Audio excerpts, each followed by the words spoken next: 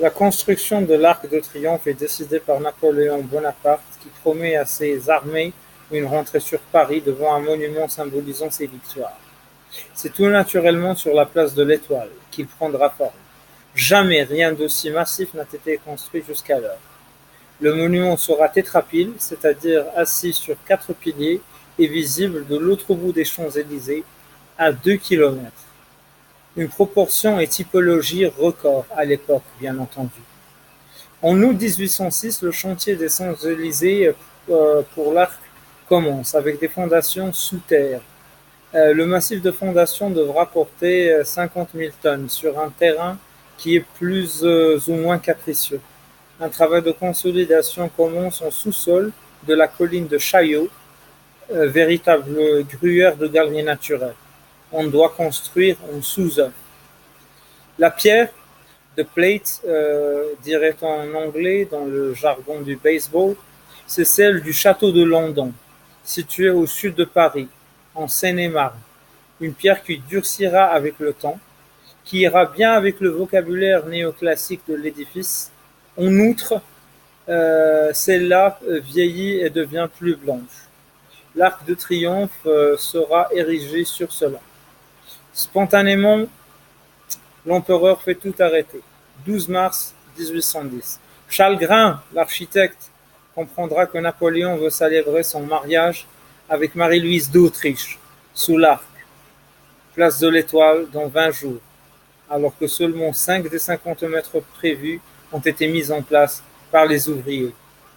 Charles Grain utilisera un faux arc en charpente et toile peinte, mais qui lui permettra de peaufiner, ça et là, les faiblesses du futur arc.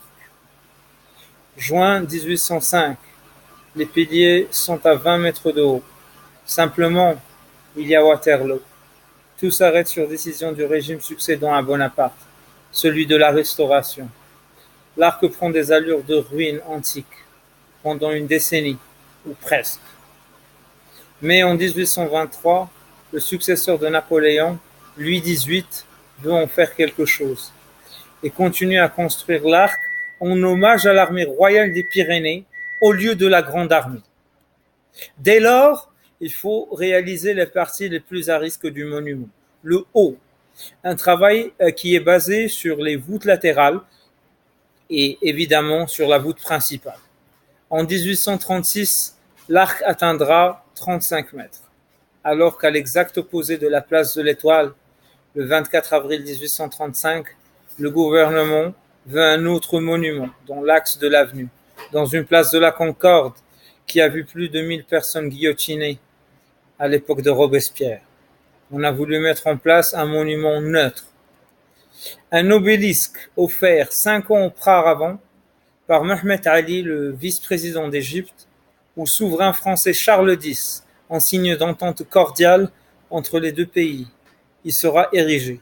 Cet obélisque de Luxor date du XIIIe siècle, avant Jésus-Christ.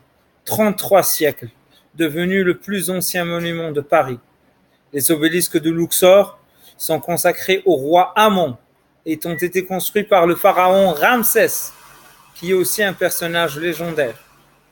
Le monolithe de granit de 230 tonnes sera transporté à Paris par une équipe de l'ingénieur polytechnicien Apollinaire Lebas, composée de 120 personnes, et sur une durée de 6 ans. À son arrivée de Luxor, et après 30 années de travail, l'Arc de Triomphe, quant à lui, atteindra sa taille finale de 49 mètres et demi, pour former avec l'obélisque une symbiose, tant imaginée par le nôtre.